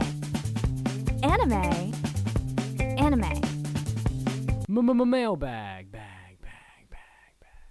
If you'd like to submit an anime mailbag, you can send it to aaapodcast.com. Just click the mailbag button and you can basically ask us anything you want. And actually, we have a 2-for-1 today because we got two people that asked some relatively similar things. Like we got one from Rookie Anime Junkie who says, "Hello, Addicts. I'm a newer listener, but I love y'all's podcast. I'm also new into the anime scene and would love some recommendations. I have watched mostly shonen and want to explore some more anime genres. Y'all have definitely made my addiction worse, and I love it. Thank y'all." Thank you very much, Rookie. And also we got Pasta Poppy Be Saucy, who says, "What's up, guys? So I'm new to watching anime and found out that anime can be just as good as any movie or TV series. I know that there's different kinds of anime to fit everyone's taste. I personally like the more serious ones like thriller mystery. The first anime I've watched was Parasite, and I thought that one was pretty good. I've also watched Erased, and I'm currently watching Summertime Rendering. Can you guys recommend any anime that is similar to these? Thanks. Love the podcast and extra content episodes." We got some really nice listeners today. Anywho, so both asking for recommendations. Let's go to Mitsugi. What do you have? Well, if you're new to anime and you want to watch some weird stuff, this is for Rookie Anime Junkie, and thanks for your mailbag, by the way. There are a lot of older shows that are good that maybe will slip under your radar, like Crest of the Stars is one of my favorite sci-fi shows. Also has a good light novel. You could try that out. So that would be like in your sci-fi genre. You can go try your Ghibli movies. But no problem sticking with your shonen. If you want to watch primarily shonen, that's totally cool. But you may want to go back and try some of like that older, weirder stuff. And Retro Crush is a pretty good TV service that's mostly free, and it has a lot of that old stuff on it. I don't think Crest of the Stars is on there, but there's a lot of like pretty interesting stuff on there from the 80s and 90s that you probably won't hear people talking about in daily conversation. There's more than just mashed potatoes and bread out there. Yeah. Exactly. Speaking of which, for Pasta Poppy Be Saucy, other shows that are like Erased or Summertime Rendering, there's quite a lot of these. So for like just violent murder stuff, like Electromagnetic Girlfriend is probably difficult to find, but exceptional 2-episode OVA that's pretty dark about serial killers. So there's that. Higurashi, Live, Die, Repeat, and ReZero are all really going to hit the summertime rendering sort of themes pretty hard, especially Higurashi. Like, that anime is shockingly similar. So you may want to check that out if you want more of that summertime rendering sort of material. My first recommendation is to sign up for our Secret Santa on our Discord. So that way you can get a recommendation from somebody else as well, and they will go through your anime list and make it personalized to your tastes. Now, I put down AOT because it's always recommended, Attack on Titan. But it's also great for like thriller and mystery fans, I feel like. So if you're okay with Buckets of Blood, if you haven't watched it, that's basically where all the conversation is. So I recommend that you do that. One of my favorites, 91 Days. It's a mafia drama set in Prohibition America and has a bit of mystery in it too. But overall, it's just a great drama. It has a very good dub. So definitely recommended. And for specifically Rookie Anime Junkie, I'd give Ranking of Kings a try because it's not a shonen. Like it's definitely not, it doesn't follow like the same similar themes it doesn't follow the same kind of arcs that a lot of shonens do, but it's kind of shonen-esque, has like a great hero main character. There's a bit of, magic and fighting, and there's it's probably one of the best fantasies of last year, and it's, Anime of the Year contender. So I feel like it's a good bit of shonen, but also a little bit more, and it's also very good. So recommend Ranking of Kings. Yeah, for me, Rookie Anime Junkie, there's this guy who likes thriller mysteries. I would check some of those out. As for recommendations of that genre, Perfect Blue, classic, amazing, spectacular cone film. The Perfect Insider is also not bad, and obviously Death Note if you haven't seen it yet. More goofy in a sense, but other recommendations: Death Parade, Kubikiri Cycle, and Link Click are all pretty good mystery thrillers as well that keep you guessing. So, thank you for all the mailbags. Reminder, you can submit them at aaapodcast.com. And it is time to get to our review of Birdie Wing Golf Girls Story. Mitsuki, do you want to take this one? Sure. I mean, I failed it before, so I might as well take it. Birdie Wing Golf Girls Story. It's a listener choice anime from spring 2022. I tried to eject this one, but it came back. I'm still not sure why. Because I don't think I like buried it or said it would be horrible for me to watch it. So it wasn't like I got trolled on this one, but whatever. You can watch it on Crunchyroll. So the infamous among those who, this is a synopsis from my anime list. Infamous among those who watch and who gamble on golf games, Eve uses her exceptional skill in a sport to earn a living by betting and winning against various opponents. It's kind of like one outs at the beginning, except not as like dark, I guess, because she's just gambling on a sport to make money. Known as the Rainbow Bullet, she vows to beat her foes and conquer the world of underground golf using only 3 clubs. However, the universe where Eve knows no defeat is shaken when she plays a clean game with Aoi Amawashi, a golf prodigy that came out of the country of Nafresi. I don't know. Came to the country. Came to the country of Nafresi. I don't know. To enter a golf tournament. Armed with talent and born into the perfect environment for golf, Aoi, the innocent tyrant, clearly crushes her enemies with a bright smile on her face. The two become friends, blah, blah, blah, blah, blah, blah. All right, so the director is Takayuki Inagaki of Rosario Plus Vampire from Bandai Namco, bringing you an original anime, which is what this is. We'll get into all the specifics, but first, Mason, what were your expectations before you came into Golf Girl Story, Birdie Wing? My expectations were pretty low. I was expecting something similar to Skate, where the over-the-top absurdity kind of takes precedent over a grounded portrayal of the sport of golf. And Bandai Namco shows really don't do much for me visually. Like the director's previous work on Chio School Road brings to mind some very unfortunate portrayals on same-sex attraction as well. So I was like, I wonder how that's going to go in this one. So yeah, I was not looking forward to this. Caroline? I didn't really know much about the show before going into it. I mean, I did see a lot of people talking about it on Discord when it was coming out.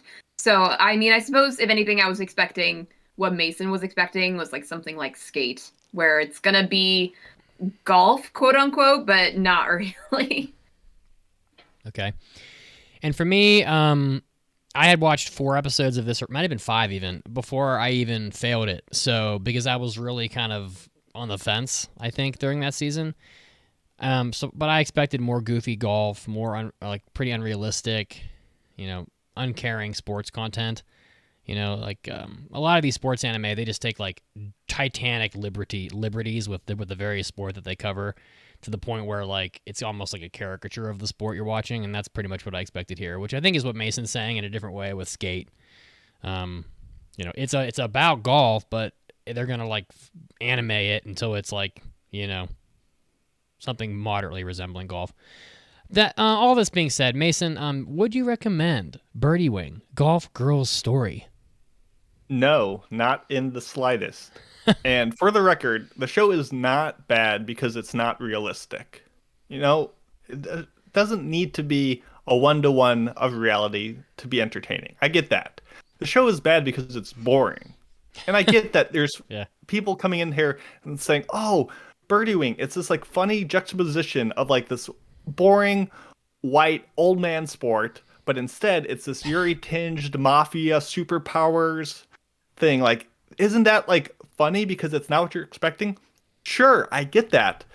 But you still have to make it full of life and exciting. And this show, episode after episode, was just entirely boring. And maybe you're like, oh, that's what real golf is. No, this show is just so uninteresting. And the fact that it goes so out of its way to try to be entertaining, but fails at it, just really hammers down how bad the show is. Even ignoring all the technical flaws and presentation and production things that I was not a fan of, this show did not do much for me. And I think a lot of people enjoy it. And I think it's just a practical joke. I don't see it. I don't get it. The show is not for me. Don't watch it. Caroline? I have similar feelings to Mason, except that there were a couple moments where I thought, like, oh, like this is kind of stupid enough to be kind of funny and slightly entertaining. Like, I'm not saying it is, but I found it a little more entertaining than Mason, I suppose. That being said, it is not fantastic. I would say that there isn't enough, like he said, right, like there isn't a lot of life in this show. Like I kind of thought that, maybe the backgrounds were nicer and pretty, like the colors. But there's just not enough ridiculousness to make it great. And it's not serious enough to make it great in that aspect either. So if you might like it, because I found it slightly entertaining, but it's not really worth your time, probably. I'm really surprised that I'm going to tell you not to watch Birdie Wing. And the reason why I say that is because I am a consumer of golf stuff. My dad was a big-time golfer. I used to golf with him. And I love a whole bunch of golf movies. I already referenced one of them on this episode. Also, there's a lot of really good golf video games. For example, Hot Shots Golf is probably my favorite sports video game ever. It's just phenomenal, especially some of the ones on PS2. They are great. However, Golf Girl Story is just another failed girl sports anime. It just added to the pile of bodies. It really only got good at the end when they finally started playing golf. I don't know what the fuck the first 10 episodes were. Episode 3 was good because, you guessed it, they were actually playing sports, but all the stuff in the middle was just utter trash. Like, I don't know what the fuck they were doing. And amazingly, and I'll just this is not really a big spoiler, so I'll just throw it in here. When the anime became a school anime later in the show, it was eons better because they were actually playing golf. Surprising to hear from you. I know because they were playing golf, but everything in the middle of this show was horrendous. This anime would have been far better had it been basically a Hot Shots Golf tournament with caricature-like players, like you have the the old Japanese businessman. You have the mafia guy. You've got the little girl. You've got the fucking truck driver. You've got the heavy metal guitarist. And you just track them and follow them as they play golf as you would on TV, one player at a time, and the whole anime was just one tournament where you're constantly guessing at who the winner would be. That would have been 100 times better than what we got. But instead, you get a golf anime that's like about the mafia, a fucking snake, like vampire girl who plays, like an actual vampire snake woman playing golf, tearing down a neighborhood. You know, just like all this meandering fucking nonsense that leaves you with something that sort of resembles golf, but in the end, it's just like, get around to the fucking sport that I came here to watch in the first place. So, yes, very disappointing. I much would have preferred to just watch an anime that was effectively watching the Masters on NBC, but with all of the characters being totally ridiculous. That would have been 100 million times better than what we got. So no, this anime was fucking garbage. And now, are we ready to get into spoilers? Sure. Spoilers are coming. Oh my god. Continuing, I would like to ask a question. Was anybody compelled by the mafia side tangents or the tearing down Eve's neighborhood or the fucking snake girl or any of this other just horse shit that seemed to just not matter because the show just transitioned into a school show that is just preparing for a tournament? Because that's what this should have been. No. I just like the idea of it, of a mafia criminal underground that settles disputes solely on golf. It's just so stupid. I like the idea. It could have been better because it was not presented well. Mason. The only thing to spoil about the show is talking about all the ways that it's terrible. And there's numerous ways. And it's almost countless. So it's almost impressive how many flaws there is with the show. Like you mentioned, this unnecessary mafia thing, which is fine. I get it. It's over the top. It's wild. That's what its selling point is. Ignoring the fact that it never comes back. They are constantly having to resort to hiding the stakes from Eve to kind of manufacture mystery and intrigue. Almost every time they're about to do a match, they're like, oh, we're going to do these high stakes, but we're not going to tell you what the stakes are, Eve, because we need to make it even more intense than what it is, because there's no actual stakes at any moment or time. And it's very frustrating when characters are often saying, wow, this is so amazing. This golf is so spectacular. I can't take my eyes off of it, which highlights how unamazing it all is, because it's really not that special. Because her special move, she uses it on every shot for the entire show. Like they bring them to a VR course, and they're like, the miracle of VR is that you can do things you couldn't do in real life. And the characters proceed to play the exact same golf that they were just playing in real life. Like, sure, some over-the-top moments work, like the Catherine's random course generator, where they're, like, reshaping the course on the fly. Like, sure, that is cool in concept, and they show the same, like, transformation sequence like it's a magical girl or a mech. But these moments are so far and few between, and would be so much more justified if they were any more set up beyond, we have an argument, another dispute, let's just play one hole of golf like we do every single episode for no reason. It's baffling. I'm like, oh, and so they have that whole match to decide who owns the casino for whatever reason, as if it fucking matters. It doesn't make any sense. Like, so you have this match to decide who has the casino, and that guy wins. Or no, the lady wins, and he gets the casino anyway? No, so Catherine wins, and he stole the thing and said, LOL, I still have it. And she's like, well, okay, I challenge you again. Another match. I'm like, and then we just do it all over.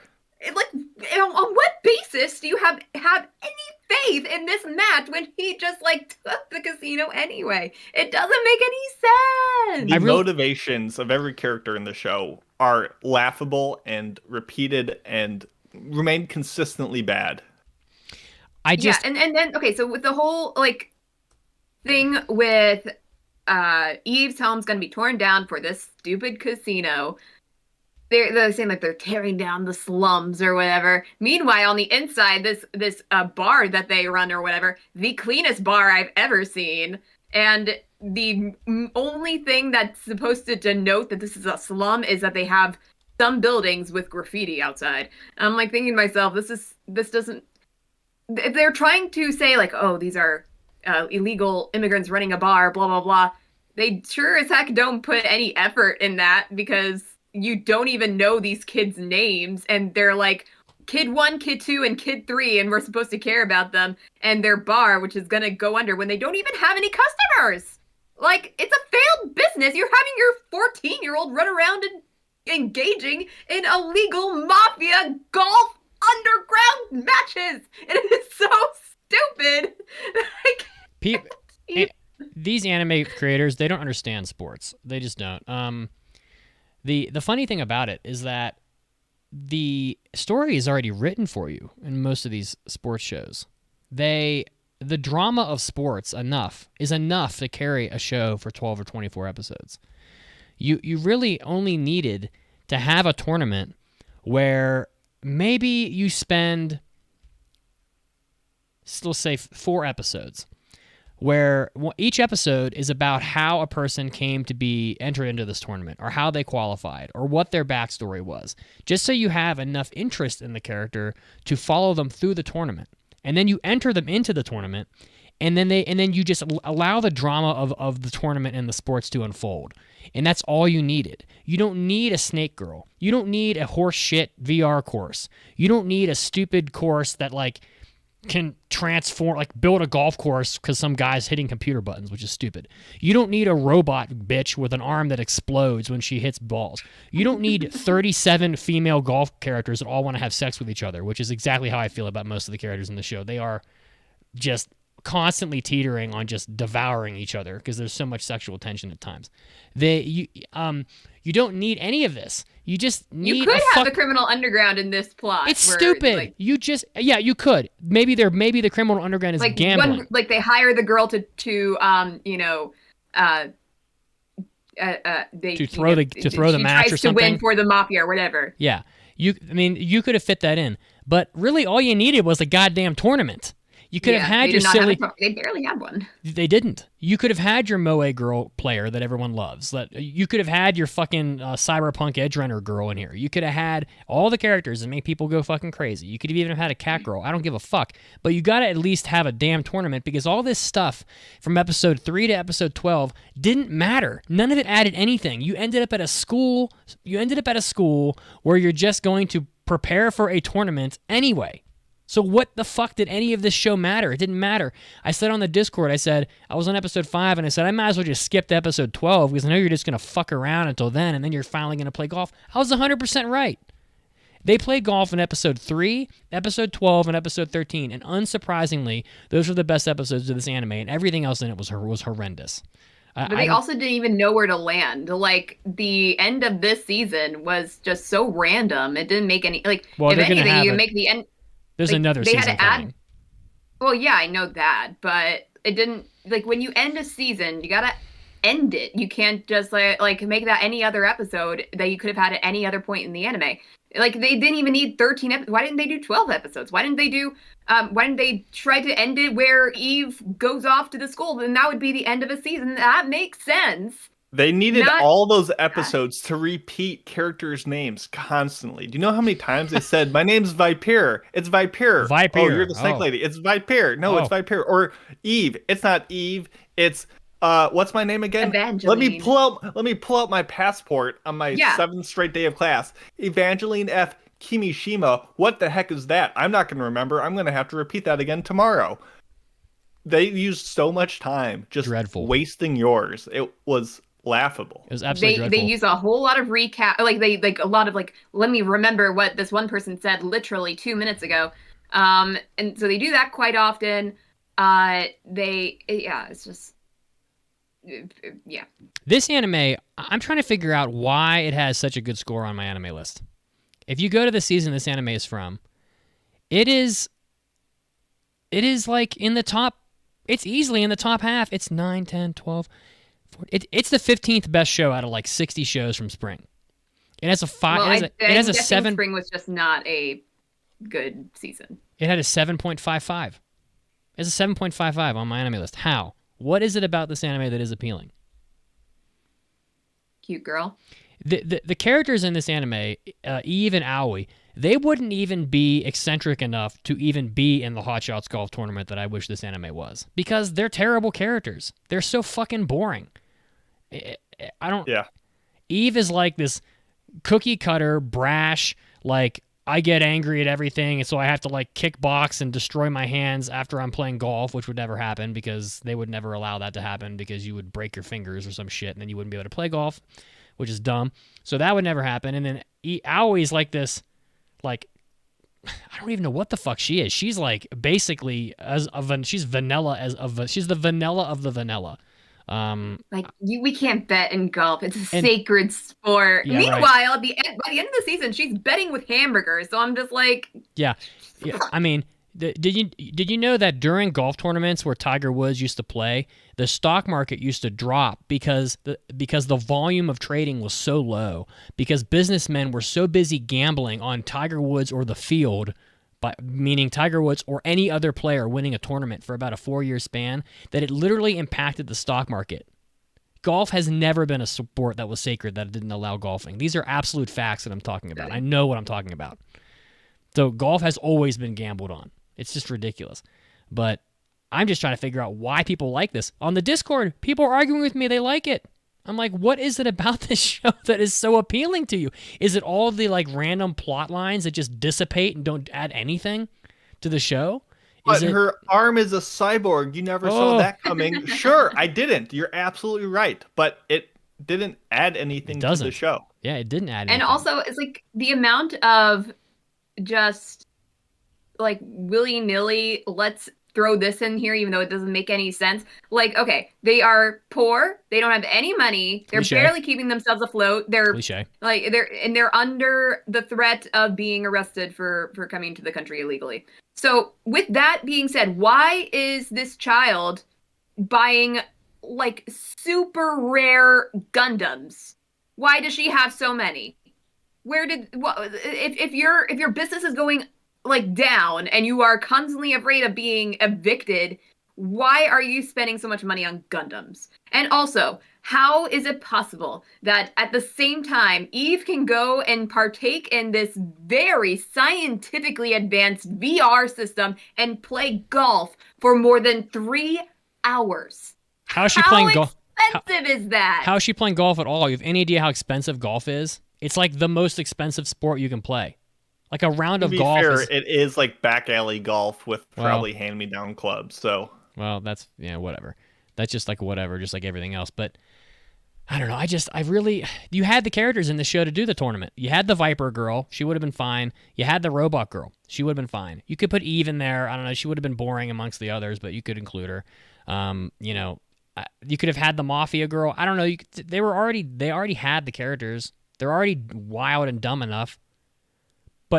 And for how wild and dumb they are, the golf they play isn't like exciting or like mind-breaking where it's like cool strategy. It's like, oh, one time we put a laser beam in their eyes, and the other time I knock a tree down, and then I shoot at the same place where the tree used to be, and now there's an opening. Like it's not crazy enough golf to be interesting and like cartoonish, and it's not interesting enough regular golf to be insightful or anything more than I'm going to yell blue bullet for the 17th time this episode and use the exact same animation cut and watch the ball go at least 250 yards. Like it was so cookie cutter in every way that it didn't achieve any goal. And you know what? In Hot Shots Golf, I keep mentioning this because I'm begging. I'm just begging for a redo for this show.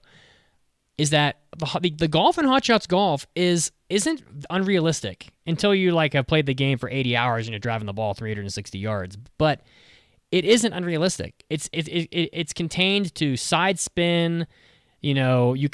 That's like there's not much in the game that's like makes it a fantasy. The fantasy are the characters playing the game.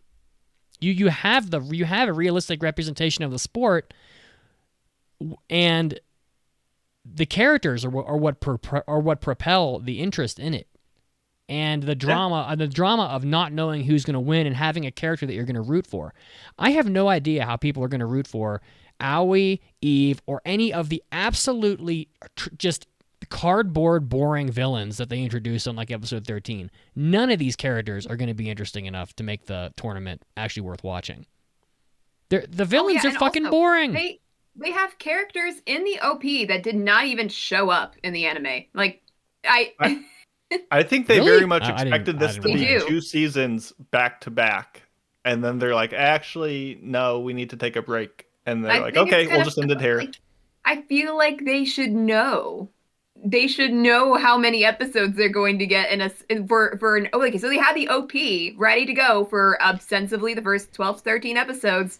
They were gonna have to change the OP anyway. So why did they throw in characters that didn't show up? Do you think there was any competency in this show? No. I'm sorry. I feel like I'm being very harsh on the show. Some of the animation, some of the CG animation of the golf ball and like, was if this whole show had been like episode 12 and 13, I would be giving it a much better score because they were actually playing golf then, and even like the putt-putt course, it was kind of dumb. For some reason, every golf fucking show has to have a putt-putt course in it. But you know what? Happy Gilmore did the same thing that Hot Shots Golf would have done. It's a tournament with eccentric characters in it. They had Bob Barker. They had fucking Adam Sandler punching people in the crowd. They had the guy with the nail sticking out of his head. They had the asshole Caddyshack. They have a tournament in Caddyshack. They've got fucking I call the character from Caddyshack. I can't remember them off the top. The Bill Murray. They've got Chevy Chase. They had Rodney Dangerfield. They have the Judge Smales. I can't remember the guy's name in real life. Is that Ted Knight? Ted Knight. It's a written formula. It works over and over. Happy Gilmore and Caddyshack are all-time classic movies that people will love forever. But when anime does it, they just fuck it up. It's already written for you. Just fucking follow the script. Unbelievable. I just, and so it's not shocking that the show's better at the end when they're really playing golf because that's what you came here for. You didn't come here for the fucking snake girl. I don't know. Maybe you did. I don't know. And they say some of the cringiest things, like, I'm going to shoot you through with my bullets, or things like that. And they say it over and over again. And, like, how are people not saying, like, that's a really silly thing to say? How many times is Eve going to, like, kiss or lick Aoi's face in this fucking show, by the way? Like, I mean, I have didn't them really make find out and that have sex annoying. already. I found so infuriating was the amount of times that the amount of times that she licks her lips and stuff like that, because I've talked a bit about it on Discord. I hate tongue licking noises. They put it in anime. Like, the moment I hear it, it's just absolutely disgusting. I hate mouth noises. And it's not anything. It's like, of course, I find it just kind of like, ew, that's gross. Like, in terms of just, what you think it means and all that. It's not that. It's just I absolutely despise the sound of it. It's yeah. So 3 things. First of all, I didn't think the show was even good as a Yuri bait show. Like, the tones of not really. Oh, the girls love each other, like, isn't only hinted at until the end, and even then it's very plain and not engaging. Second of all, some of the quotes are terrible. Like you said, all the cringy, I'm going to shoot you through. That was bad. I was saying, like, oh, why can't we just play together? And they, like, something will happen that they can't play. And she's like, how many times is this going to happen? I'm like, yeah, they're following the same plot over and over. My favorite was the coach, Amuro, at the end. Eve is like, let me play. And she's like literally having to be held back because she wants to fight him to prove that she's ready to play. And he's like, there's no sense in playing someone who doesn't want to fight. He says about Eve, the person literally trying to fight him. Like, no, that's not what you say. But going back to what Mitsuki said. Also, he sees her play golf once and he's like, you're on the team. Yeah, but I don't trust you. You're not ready. It's like, okay, bud. But visually, this looked awful. It looked rough from the first episode. You have this clunky, stiff movements. You have all these weird still frame, like sepia montages of like Eve overlooking the city, remembering all these things that we don't care about. The course design looks ugly. The scorecards are just incorrect. They just put random numbers down. They don't make Oh any sense at no. all. Like it's bad. The music was extremely forced in trying to add these dramatic elements. God, the opening was horrendous. The opening was terrible, but it's almost like they told the composer nothing about what the show was. They're like, yeah, this is an elegant and intense space opera with political intrigue and high drama. And the guy just went nuts on it. And they're like, oh, we shouldn't have told him because this doesn't fit at all. But whatever. We can't let him know he's actually working on the worst golf anime of all time. So they just left it in there. Like, it just, production-wise was a nightmare, plot-wise was a nightmare, writing-wise was a nightmare. Like, I don't know what this show had to offer. I'm so upset. Why? Why did this happen? I don't have What much else? more to say. It was just very disappointing. I've wanted to. This is the second disappointment. Like, there were two sports that I wanted to have made into anime for a long time now because they hadn't been done before. One was hockey and one was golf, and they fucked them both up because I swear to God, it's not because they have all females in them. They're not. It's not because it's an all girl cast. Girls can fucking play golf. There's a league for it, and they're good golf players. They just can't fucking execute. I don't know. It becomes like when it's like dudes, it's a shonen like hot blooded like machismo thing, and when it's chicks, it just turns into like nonsense. Like I just can't understand why anime can't execute, but it's so frustrating. We get hockey that's full of idle girls like doing dance numbers on the ice, and when it's golf, it's Viper girls and like licking each other's faces and just nonsense. So it's just very disappointing that And this is what we so got. it remains the best girls sports anime there is. It's Keijo. Keijo. It's true. You're probably right. You're probably right because in Keijo they played Keijo, as I recall. You know. So I mean, I don't know. You didn't pick up Golf Girl Story to watch, basically them play golf for only like 3 total episodes. It's just very disappointing. I'm gonna score it right now. I don't really think there's anything else to say. There's nothing really good to add about it. I really don't think like we're not being too harsh on it. There's just not a lot of good things. I did enjoy the end of it. I think season 2 will be better if they predominantly play a golf tournament like I'm asking for. But I just don't think they'll be able to resist like deviating into just nonsense. Part of me thinks that the reason why half of these plot threads look like they're resulting in nothing is because they're saving them for the end. Eve will have to win the tournament to like save her house or whatever. I don't know, whatever the fuck. They'll find some way to add it in there. But at the end of it all, this anime was really disappointing. I will even watch golf on TV. I love the idea of golf. It's just a really interesting, and all the beautiful landscapes and all the effort that gets put into maintaining a course is just like, golf is a sport that people spend a whole lot of time to make possible for people to play. And this anime is a disappointment. So I'm going to give it 1.5. I don't give a fuck what color your bullet is out of 5. Caroline, do you want to go or should I? I'll go. I won't say it's good. It's not a good show, but I did find a couple of enjoyable things about it. It wasn't a hard show to watch. I'll say that. And here and there I found things that were at least decently entertaining for me. That being said, I'm gonna give this 2 rainbow bullets out of 5. I agree with Mitz. I think season 2 will be better than this one. We're probably going to get some BS reason about how Eve is actually from Japan the whole time. We're going to learn about her definitely. memories and why she can speak Japanese. She's somebody's daughter. Oh, yeah, that whole hand wave. Like, why am I speaking Japanese? Learn all these things that doesn't actually change anything fundamentally about the show. Like, none of the plot threads it laid down am I compelled to follow up on. I just think the tournament will inherently be more interesting. That said, I think people genuinely like the show, and we're going to get a bunch of hate because we're really harsh on it. But if you want an immensely more captivating and golf-like experience, watch the special Sorayuro Utility. It's a 15-minute short, and it does more in that time than all 13 episodes of Birdie Wing combined. That said, when I look at this show, Was there any comedy? Was there any excitement, sadness, intrigue, passion? Was there any emotional resonance or depth?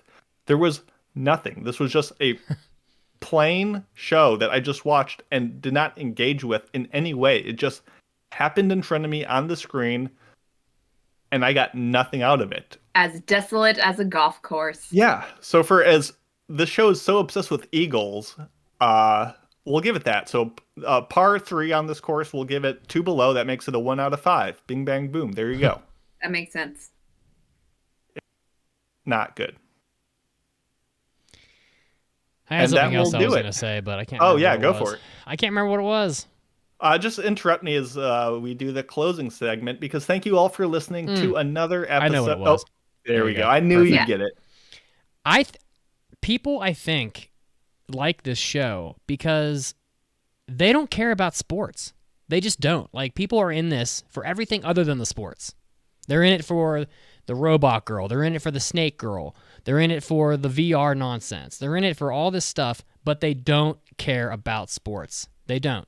I feel like... And that's fair. But what? But do any of, like, even if you don't want to engage with the golf, which is fine because there's not much of it, Yeah. I don't think the characters are strong enough to engage with it then. You know? Like, there's nothing in this show. I don't know how people are like, oh, but you don't get it. She pulls down her dress and you can see her belly button. And I like this show now. Like, okay, my dude, you're just a pervert. You're just a weirdo. I'm saying only perverts like this show. Put it in print. People think this anime is like eccentric and fun, I think is what I was told on Discord.